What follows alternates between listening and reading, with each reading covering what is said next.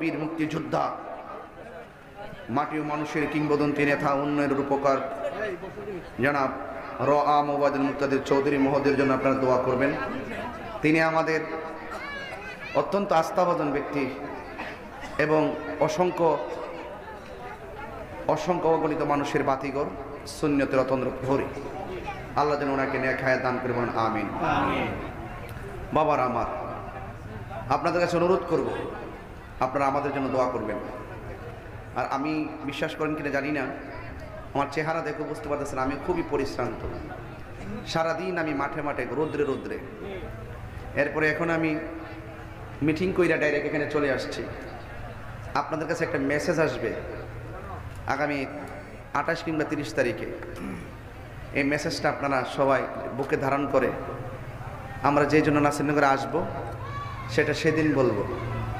আপনারা সবাই খুব গুরুত্ব দিবেন। আমরা এবার পবিত্র ঈদে মিলাদুন্নবী সাল্লাল্লাহু আলাইহি ওয়াসাল্লাম ব্রাহ্মণবাড়িয়া শহরে করতে চাই।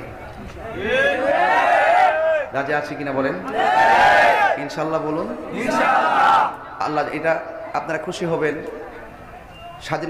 স্বাধীনতার স্থপতি বঙ্গবন্ধু শেখ মুজিবুর রহমান রহমতুল্লাহ আলাইহি, তিনি ইসলামী ফাউন্ডেশন প্রতিষ্ঠা করেছেন, বাংলাদেশ মাদ্রাসা শিক্ষা বোর্ড প্রতিষ্ঠা করেছেন।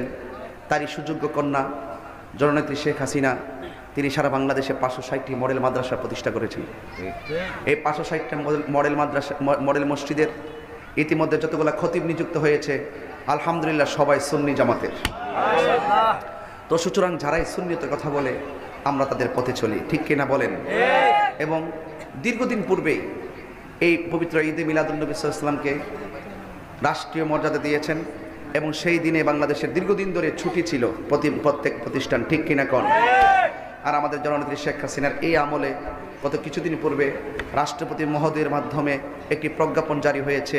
পবিত্র ঈদে মিলাদুন্নবী সাল্লাল্লাহু আলাইহি ওয়াসাল্লামে প্রত্যেক বেসরকারি প্রতিষ্ঠানে জাতীয় পতাকা উত্তোলন করা বাধ্যতামূলক করা হয়েছে। সব জায়গায় মিলাদুন্নবীর মাহফিল হবে, মিছিল হবে, মিলাদ হবে, দোয়া হবে। সেই দিন আমরা আনন্দের সাথে তা উদযাপন করব। সেটা এক হলো মিলাদুন্নবী কোরআন দ্বারা প্রমাণ, মিলাদুন্নবী কোরআন দ্বারা স্বীকৃত, মিলাদুন্নবী হাদিস দ্বারা স্বীকৃত, মিলাদুন্নবী এজমা দ্বারা স্বীকৃত, মিলাদুন্নবী কিয়াস দ্বারা স্বীকৃত, মিলাদুন্নবী সাল্লাল্লাহু আলাইহি ওয়াসাল্লাম শেষ পর্যন্ত রাষ্ট্রীয়ভাবে স্বীকৃত। তাইলে আমরা সব স্বীকৃতকে এক করে আমরা জুসনে জুলুস ঈদে মিলাদুন্নবী করতে চাই কি চাই না? চাই কি চাই না? এই জন্য আপনারা আমাদের কর্মসূচিগুলো আমরা হাতে নিয়েছি, ফেসবুকে হয়তো দেখেছেন, সব কথা বলা যাবে না। ইনশাল্লাহ যদি কখনো আপনাদের কাছে ডাক আসে, আমি আশা করব আপনারা সবাই সেখানে যাবেন না বাবা? আল্লাহ যেন কবুল করে সকলে বলেন আমিন। আমি কি কইতাম এখন? আমার অনেক কথাই বলছিলাম, অনেক কথাই বলার ছিল, তারপর আমি মূল কথাগুলো বলার চেষ্টা করছি মন থেকে।